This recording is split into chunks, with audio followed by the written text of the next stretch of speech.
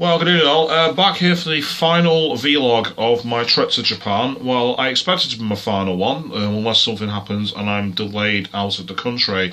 Today I was supposed to be in Osaka watching Kikoyu, Up Up Girls and The Possible live for the second and final time. Unfortunately, the weather's intervened. We've had quite a lot of snowfall. It's snowed since the early hours this morning and has not stopped. It's apparently going to turn to rain at 8 o'clock at night. But the temperature's going to be cold, so who knows what's going to happen. Will it wash the snow away? Will it create sheets of ice? I really do not know. I've heard that a lot of flights have been cancelled. I've not known exactly which airports have been affected, but a lot of train lines have. And I decided not to go to Osaka because I do fly out tomorrow. I cannot simply risk going out to Osaka and getting stuck. It's simply not an option. There's a line that I draw between being a hardcore fan and being stupid, and I'm not willing to cross that line. I did make the decision, having spoken to train staff though, I didn't make the decision on a whim. I actually went to Ueno Station to ask for some information. If you come into Japan, and especially if you're getting yourself a rail pass, if you're not planning to change it at the airport you land in, because some people like to have it a few days after due to the length of their stay, if you're going to get it changed in Tokyo itself, I really recommend doing it in Ueno. The reason being, they have a special stand for it right near the, I think it's labelled the central exit. It's where you can actually buy Shinkansen tickets. It's right next to that, and they all speak very, very good English. So if you're either not confident in speaking Japanese, I know people who live here aren't confident, or if you're one of the people who's just got into coming out here and you've not learned the language, it's understandable. It's a very difficult one. That's your best bet in order to get that done for you. So I went and spoke to them because they'd have access to all the information. When I went, they'd already told me the Shinkansens had been delayed and it was very likely they could end up even being cancelled.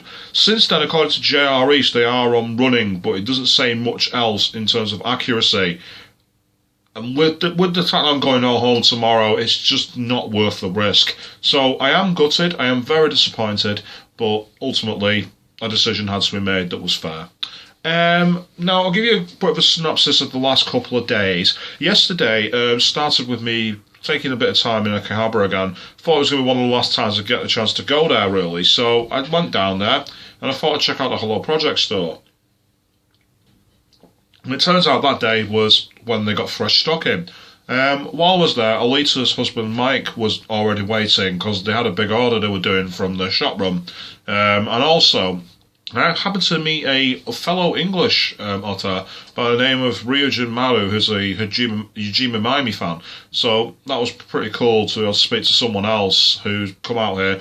The guy's here for the first time and was a little lacking information on certain best practices to follow, so I gave him some tips that I've used, and also knowing Mike and Alita and a few other people means that I'm sure both him and a friend of mine from the States, Jared, are going to be absolutely fine here, so I'm sure they're having a corking time. We were meant to meet up last night, but due to the flights that my mate from America had being an absolute nightmare, we ended up not meeting, so it's unfortunate, but at least I got to meet one of them at some point during the stay anyway.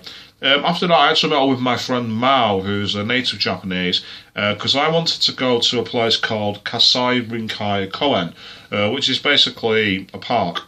And it's on the outskirts of Tokyo, a couple of stops on the train line from Tokyo Disneyland. What this park is, it's kind of like a marine park, but it also has an absolutely gigantic, big wheel or Ferris wheel, whichever word you want to use for it. Now, the reason I wanted to go there, it sounds, you probably think that's a bit random. Why would I go just for that? Well, it turns out that Yuka Kawa actually went there for a TV spot, which she did. And I wanted to visit it because it's a site where she's done official work. It's one of the things I do, if I can, is actually find locations where things like videos have been shot or concerts have been recorded and so forth, and just visit them just to see what they're like. This place was really, really nice. Not only did you get a fantastic view from the actual wheel itself, you got a view of everywhere from as far as like the Tokyo Skytree and the Odaiba regions of the Tokyo city. You also got to see like the actual coastal parts as well, so it was really cool to get a proper view of the whole of Tokyo. considering how big it is, it's one of the best vantage points I've seen. Really, really recommended. And it wasn't expensive either. I think it was about 700 yen to ride it. And again, in English, that's about £4, maybe £5 maximum. Not much more expensive than you get if you go on the wheel in Manchester, and certainly a hell of a lot cheaper than the wheel in London. So, definitely recommended. The rest of the place was like a marine park, and it was interesting at one point because I went with Mal to this one. It kind of looked like an airplane hangar. It was a huge glass building, but it had a central walkway through. And then on the inside was a view of the coast where there's two beaches that are often used in summer for people just to go and hang out. And then underneath where I was like a big open plaza of like a couple of restaurants and some marine schools. There was a big school of like young children there, who come from school. And I'm there looking over this rail, looking down on them like, I was on a balcony. They all spun and they're all like, started waving and everything. And I was like, hi, what's going on? So that was a bit surreal, to say the least. Made it even more surreal because about 5 minutes later, another Western guy was actually walking right next to them on the bottom floor, and no one paid him one heed of attention. I'm guessing that once they'd seen one, they thought, okay, we've seen them all, it's not bother anymore. So that was a bit random, to say the least. Afterwards, we went for some food called yakitori in a place in Yurakucho. Really nice, actually. Really, almost like skewered chicken. Really, really gorgeous.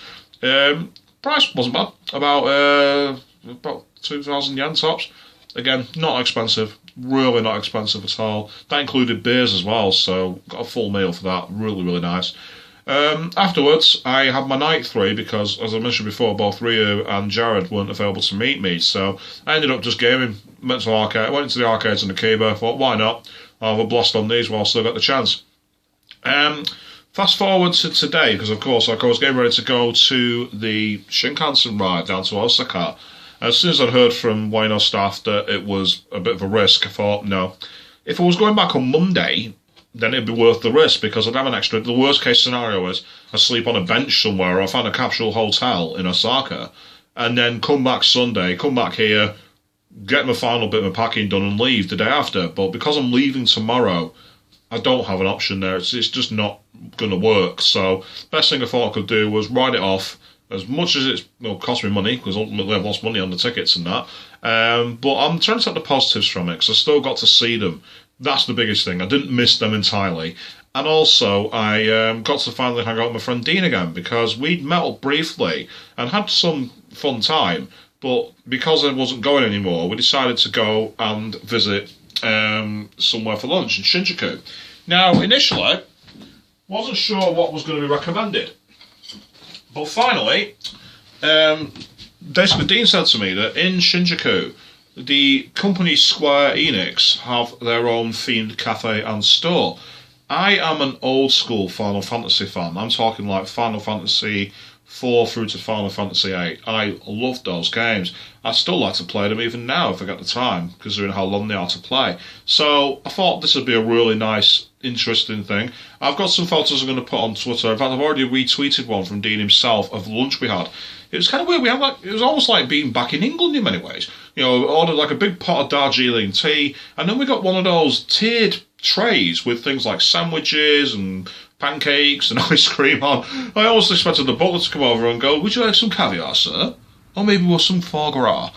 Very, very weird. But needless to say, very cool place. It was really good because it had literally merchandise from all of Square Enix's history. And it had all kinds of weird stuff. It had at one point, it was like a box where you could get sweets, like kind of like gobstoppers.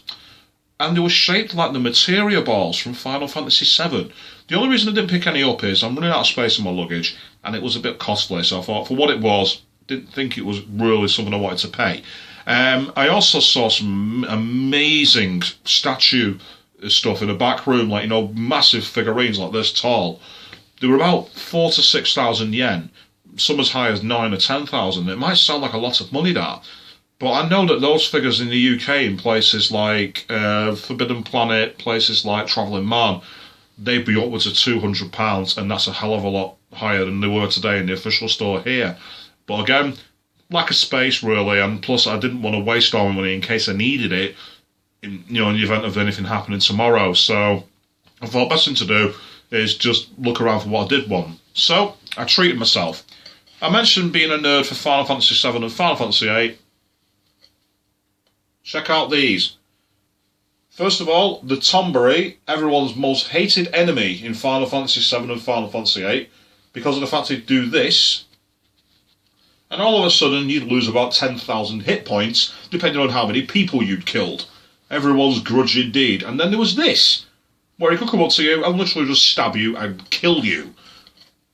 But look how cute he is. Someone so deadly, he's just so bloody cute. Enough of that, that's really sickly, I don't want to do that again. But then, of course, I also got this. Anyone who remembers playing Final Fantasy VIII will know how funny these guys were. They used to just stand there in the corner, running away. And then, of course, if you killed enough of them, you fought one of these that was 100 feet tall. And if you beat him, both of these characters in Final Fantasy VIII became Guardian Summons. The fact that these existed, these were like 2,400 yen a piece, so quite pricey. We're talking around £15 there. But, I mean, these are merchandises that aren't available in the UK to my knowledge. I've not seen them anywhere anyway. And I just love that kind of thing. It's just such a cool item. So they're going to also go in my lounge alongside my alien statue that I found in Akihabara. I'll find a way to get them home. I'm not leaving them behind. No chance. So, after that, we ventured out. I mean, I mentioned the snow. It was pretty horrible to walk in, actually. Problem was that it was really thin snow. It's not like massive thick flakes, but the wind is so powerful. It's like you're holding your umbrella in front of you like a riot shield, trying to like back it back. It was absolutely horrible. So we wrote off our idea of going to the pub and just came home. Fortunately, I have a pre-supply. So, the rest of my evening, well, I have asked a few people if they're able to meet up, but again, with the way the trains are, where the weather is, I don't know if that's going to happen. So it might just be a nice, quiet evening, making sure I've got everything packed. But the first thing I'm going to do is, now that I've recorded this video, I'm actually going to phone my airline, because if the flight cancellations have indeed affected the plane at the airport I'm leaving from, it might cause a knock-on effect tomorrow.